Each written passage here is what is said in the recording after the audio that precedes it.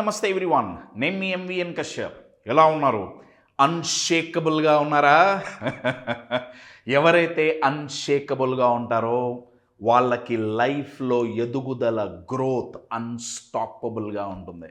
అయితే అన్షేకబుల్గా ఉండాలంటే ఇది చాలా గట్టిగా ఉండాలండి. ఇవాళ నేను ఒక అద్భుతమైన వ్యక్తిని, అన్షేకబుల్గా నిలబడిన ఒక వ్యక్తిని నేను ఇవాళ మీకు పరిచయం చేయాలనుకుంటున్నాను. ఎన్నో కష్టాలు, ఎన్నో నష్టాలు, ఎన్నోసార్లు జీవితం తలకిందులైనట్టుగా, జీవితం ఎన్నోసార్లు బాగా పెయిన్కి గురి చేసే దెబ్బలు ఆ వ్యక్తిని కొట్టింది. ఎంతో ఇబ్బందులు, కానీ చెక్కు చెదరకుండా అన్షేకబుల్గా నించొని ఏ స్థాయికి ఎదిగారంటే చివరికి యునైటెడ్ నేషన్స్ కూడా ఆ వ్యక్తికి సలాం కొట్టేంత ఎదిగారు. ఆ వ్యక్తి ఎవరు? తన లైఫ్లో ఏమైంది, షేక్ అయ్యే సంఘటన ఏంటి, తనను షేక్ చేసిన సంఘటన ఏంటి, ఆ సంఘటన నుంచి బయటపడి అన్షేకబుల్గా ఎలా నించున్నారు, ఎలా ఎదిగారు అనేది మనం ఈ వీడియోలో తెలుసుకుందాం. ఎందుకంటే అండి, మనకి ప్రాబ్లమ్స్ రాగానే, సమస్యలు రాగానే, లైఫ్లో కొంచెం ఏమన్నా నెగిటివ్ ఇన్సిడెన్సెస్ అయితే, నెగిటివ్ ఎక్స్పీరియన్సెస్ అయితే ఇమ్మీడియట్గా మైండ్లో ఒక థాట్ ట్రిగర్ అవుతుందండి. ఆ ప్యాటర్న్ ఏంటంటే, వై మీ, నాకే ఎందుకు జరుగుతుంది, నన్నే లైఫ్ ఎందుకు టార్గెట్ చేస్తుంది, నేనే ఎందుకు ఇలా అందరికీ దొరుకుతుంటాను, నాకే నెగిటివ్స్ ఎందుకు అవుతుంటాయి అని ఈ థాట్ ప్యాటర్న్ ట్రిగర్ అవుతుంటుంది. అది డిప్రెషన్కి దారితీస్తుందండి. ఒక్కొక్కసారి అసలు జీవితం మీద విరక్తి పుడుతుంది. అది బ్రేక్ చెయ్యాలి అంటే అన్షేకబుల్గా నిలబడాలి. అలా నిలబడటం ఎలా అని తెలుసుకోవటం, అలా నిలబడిన వ్యక్తి గురించి తెలుసుకుంటే చాలా ఈజీ కదండి. సో తన గురించి మనం తెలుసుకుందాం. ఆ స్ట్రాటజీస్ అన్నీ మనకు అర్థమైతే రెడీయా? తనెవరో తెలుసుకోబోయే ముందు, అప్కమింగ్ ప్రోగ్రామ్స్ జనవరిలో మీరు కనుక బిజినెస్ ఓనర్స్ అయినా, లేకపోతే ఒక కంపెనీలో లీడర్షిప్ పొజిషన్లో ఉన్న, మీకు మినిమం 5 to 10 పీపుల్ టీం ఉన్నా సరే, మీరు గనక మీ బిజినెస్లో 30 నుంచి మినిమం 30 నుంచి మ్యాక్సిమం 130% గ్రోత్ కనుక ఈ కొత్త సంవత్సరంలో చూడాలి అనుకుంటే, ఒక అద్భుతమైన ప్రోగ్రామ్ లీడర్షిప్ గురించి, బిజినెస్ గురించి, టీమ్ మేనేజ్మెంట్ గురించి, పీపుల్ మేనేజ్మెంట్ గురించి, సేల్స్ గురించి, మార్కెటింగ్ గురించి ఎన్నో సైకలాజికల్ స్ట్రాటజీస్ నేర్పించే ప్రోగ్రామ్ బిజినెస్ గ్రోత్ సైకాలజీ. ఒక హై పర్ఫార్మింగ్ లీడర్గా ఎదగండి, లీడ్ విత్ కాన్ఫిడెన్స్ ఈ ప్రోగ్రామ్ యొక్క స్లోగన్. 25th and 26th జనవరి జరుగుతుంది. 2 days ఆఫ్లైన్ హైదరాబాద్, ఆన్లైన్ జూమ్లో జరుగుతుంది. If anyone interested you can contact the number below and you will get all the details. తనెవరు, తనకేం జరిగింది, అన్షేకబుల్గా ఎలా నిలబడ్డారు తను పుట్టింది తమిళనాడులో అండి. 12-13 ఏళ్ల వయసు వచ్చేటప్పటికీ తను 1 కాదు 2 కాదు 5 డిఫరెంట్ స్పోర్ట్స్లో నేషనల్ లెవెల్ ఛాంపియన్గా ఎదిగింది. Cricket national level champion, swimming national level champion, అలా 5 ఆటల్లో ఛాంపియన్గా ఎదిగింది.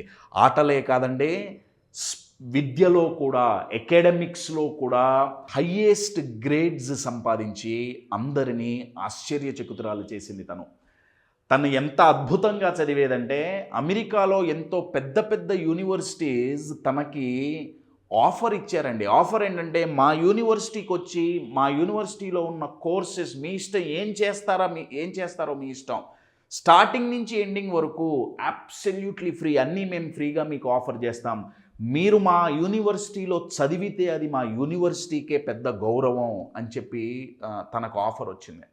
తన తండ్రి తనని అడిగారు, స్పోర్ట్స్లోకి వెళ్తావా లేదు అబ్రాడ్ వెళ్ళి చదువుకుంటావా? తను అన్నారు, నేను స్పోర్ట్స్లోకే వెళ్తాను అకాడమిక్స్ కంటే. ఏ స్పోర్ట్స్ సెలెక్ట్ చేసుకుంటావు? తనంది, నేను క్రికెట్ని సెలెక్ట్ చేసుకుంటాను. ఆ రోజుల్లో ఉమెన్ క్రికెట్కి ఇండియాలో అంత ఆదరణ లేదండి. ఇండియాలోనే కాదు, వేరే దేశాల్లో కూడా ఉమెన్ క్రికెట్ అంతగా ఆదరణ పొందల. సో తనేమందంటే, నేను క్రికెట్ని నా కెరియర్గా ఎంచుకొని ఇండియన్ ఉమెన్ క్రికెట్ని నేషనల్ అండ్ ఇంటర్నేషనల్ లెవెల్లో రిప్రజెంట్ చేయాలి అనేది నా కల. తండ్రి అన్నారు, ఆల్ ద బెస్ట్, అదే కెరియర్ నువ్వు సెలెక్ట్ చేసుకో. తను క్రికెట్ ఆడుతోంది, తన క్రికెట్ని యాజ్ ఎ కెరియర్గా టేకప్ చేసిన కొన్ని రోజుల్లోనే తమిళనాడులో తను క్యాప్టెన్ చేసిన టీం ఏదైతే ఉందో అది స్టేట్ లెవెల్లో, నేషనల్ లెవెల్లో బెటర్గా పర్ఫామ్ చేసింది, ఎన్నో కప్పులు గెలిచారు.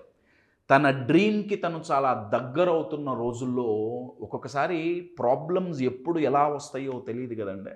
అంటుంటారు కదా, ఓడలు బండ్లైతే బండ్లు ఓడలైతే. ఉన్నట్టుండి సమస్యలు వస్తుంటాయి, మనల్ని షేక్ చేస్తుంటాయి. అలానే తన లైఫ్లో కూడా జరిగిందండి. తను పాండిచ్చేరి సముద్రం, ఆ బీచ్లో తన ఫ్రెండ్స్తో ఆడుకుంటుంటే తన కాలు ఆ ఇసుకలో ఇరుక్కుపోయి తన కింద పడిపోయిందండి. ఏదో సముద్రం మధ్యలో కాదండి, ఒడ్డునే ఇసుకలో కాలు ఇరుక్కుపోయింది, తను కింద పడింది. మర్చిపోవద్దండి, తను నేషనల్ లెవెల్ స్విమ్మర్ అండి.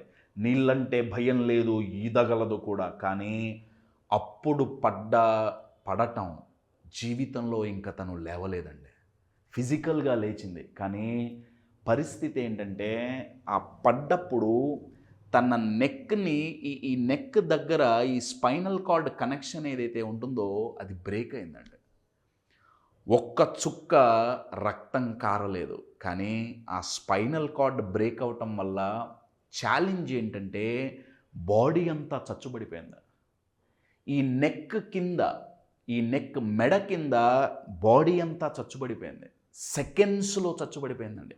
ఆ చచ్చుబడిపోవటం కూడా, ఆ పెరాలిసిస్ కూడా, ఇప్పుడు యూజువల్గా పెరాలిసిస్ వస్తే చెయ్యి కదపలేము, ఏమీ పట్టుకోలేము.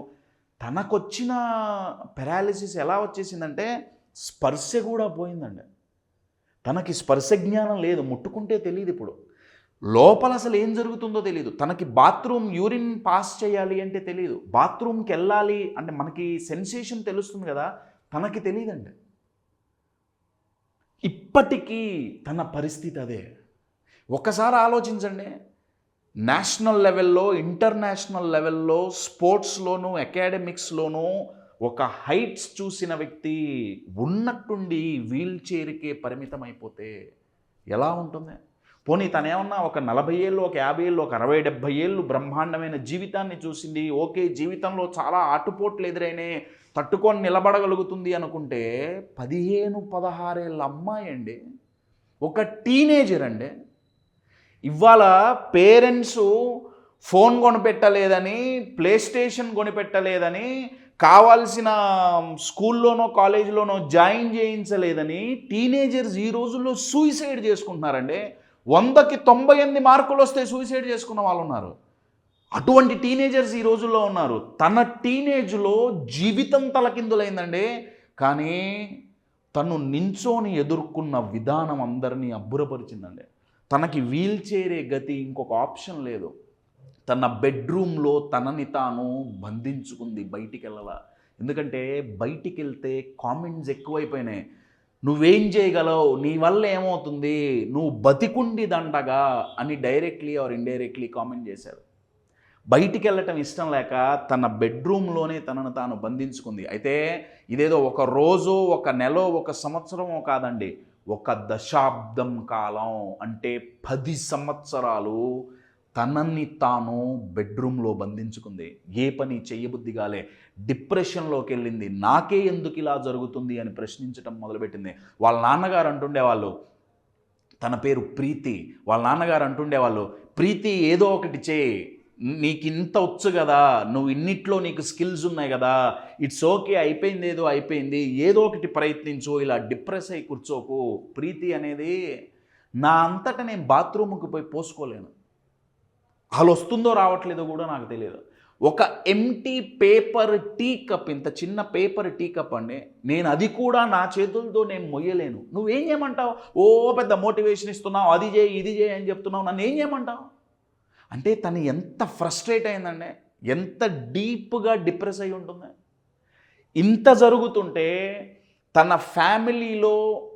ఫ్యామిలీకి మానసికంగా, ఫినాన్షియల్గా బ్యాక్ బోన్ అయినటువంటి తన నాన్నగారు ఉన్నట్టుండి హార్ట్ అటాక్ వచ్చి చనిపోయారు.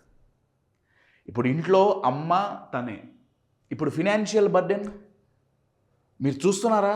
ఒకదాని తర్వాత ఒకటి దెబ్బ మీద దెబ్బ పడుతుంది. అయితే మనం అన్షేకబుల్గా ఉండాలి అంటే ఒక్క డిసిజన్ తీసుకుంటే సరిపోతుందండి. ఒక్క థాట్ ప్యాటర్న్ మన సఫరింగ్ని, మన డిప్రెషన్ని చేంజ్ చేయగలదు. అలానే తన లైఫ్లో కూడా జరిగింది. తనకి జరిగినట్టునే తమిళనాడులో ఇద్దరు అమ్మాయిలకి సిమిలర్ ఇన్సిడెంట్ జరిగింది, సిమిలర్ యాక్సిడెంట్ జరిగింది. వాళ్ళకి నెక్ బిలో కాదు కానీ వేస్ట్ బిలో, నడుము కింద భాగం అంతా పెరలైజ్ అయిపోయింది. అయితే ప్రీతికి చేసినట్టు పేరెంట్స్ వాళ్ళకి సపోర్ట్ చేయలేదండి. ఆ ఇద్దరు ఆడపిల్లలకి ఆ పేరెంట్స్, ఆ దరిద్రులు ఏం చేశారంటే పాయిజన్ ఇచ్చి వాళ్ళు ఏమన్నారంటే, మీరు బతికుండి దండగా ఈ పాయిజన్ దాగి చనిపోండి. ఆ ఇద్దరు ఆడపిల్లలు పాయిజన్ దాగి చనిపోయారండి. చనిపోతే ఆ న్యూస్ పేపర్లో వస్తే ప్రీతి ఆ న్యూస్ చదివింది. ఆ న్యూస్ చదివి ప్రీతికి కోపం వచ్చింది. ప్రీతి అన్నది మేమేమి పిచ్చి పిచ్చి అలవాట్లు చేసుకొని ఏదో క్యాన్సర్ లాంటి రోగాలు మాకు రాలా, ఆడుకుంటుంటే కింద పడ్డాం, స్పైనల్ కార్డ్ ఇరిగిపోయింది, దానికి మేమేం చేస్తాం. ఆ రోజు తను ఏం నిర్ణయించుకుందంటే, ఇలా ఎంతోమందికి ఇంజురీస్ అవుతున్నాయి, అందరూ వాళ్ళకి నాకొచ్చినట్టు అందరికీ వాళ్ళకి సపోర్ట్ ఇవ్వట్లేదు, అందరూ వాళ్ళకి నేను సపోర్ట్గా నిలబడతా అని చెప్పి భారతదేశంలోనే మొట్టమొదటి స్పైనల్ కార్డ్ ఇంజురీ వాళ్ళకి రీహాబిలిటేషన్ సెంటర్ తను స్టార్ట్ చేసిందండి. ఆ సెంటర్లో కొన్ని లక్షల మంది ఆడవాళ్ళకి, ఇలా ఇంజురీస్ అయిన వాళ్ళకి తను ట్రైనింగ్ ఇస్తుంది. వాళ్ళకి ఏ పని చెయ్యగలిగితే ఆ పని వాళ్ళతో చేయిస్తుంది. ప్రీతి శ్రీనివాసన్ తన బాడీలో ఏమి పనిచేసేది కాదండి. నోటితో పెయింటింగ్స్ వేసి ఆ పెయింటింగ్స్ అమ్మి డబ్బులు సంపాదించింది.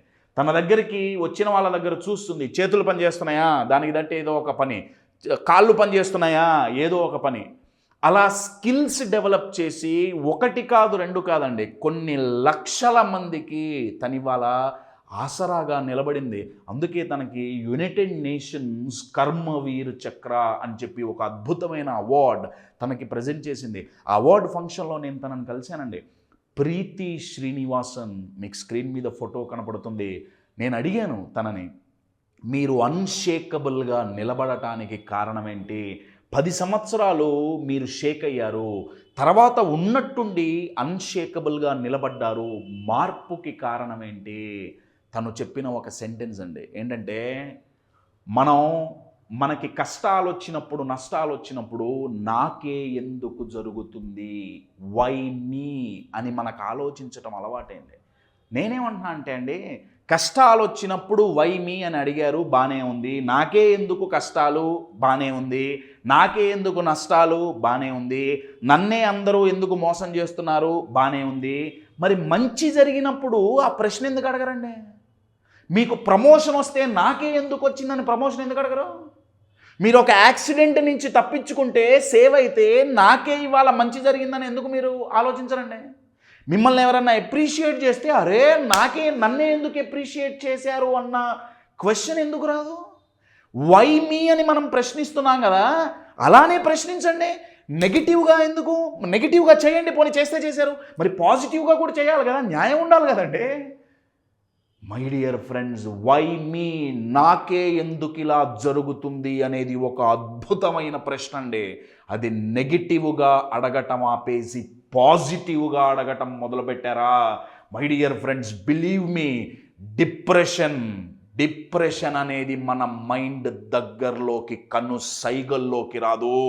హ్యాపీనెస్ అనేది ఒక రేంజ్లో ఇంప్రూవ్ అవుతుంది. Motivation is guaranteed my dear friends. అన్షేకబుల్గా నిలబడి తీరతాం. వై మీ అనేది పాజిటివ్గా గనక మనం అడగగలిగితే, ప్రీతి శ్రీనివాసన్ చేసింది అదే అండి. ఇవాళ యావత్ ప్రపంచం తనకి సలాం కొట్టడానికి కారణం ఏంటంటే, అందుకే కష్టాలు వచ్చినప్పుడు పారిపోయేవాడిని చూసి సమాజం అయ్యో పాపం అనొచ్చు, కొంతమంది అయితే హేళన చేస్తారు, కానీ ఎవడు మెచ్చుకోడండి. ఆ కష్టాలు వచ్చినప్పుడు పారిపోకుండా ఎదురు నిలబడి, అన్షేకబుల్గా నిలబడి, ఆ కష్టాలని చీల్చి చెండాడి, ఆ కష్టాలనే ఆ సమస్యలనే అవకాశాలుగా మార్చుకొని నిలబడ్డవాడినే ఈ సమాజమైనా సరే, ప్రపంచమైనా సరే సలాం కొడుతుంది మై డియర్ ఫ్రెండ్స్. అలా ఉండాలి అంటే మైండ్ అన్షేకబుల్గా ఉండాలి. One of the living legends, best example మన ప్రీతి శ్రీనివాసన్. మై డియర్ ఫ్రెండ్స్, ఎంత కష్టం వచ్చినా లెర్న్ టు బికమ్ అన్షేకబుల్.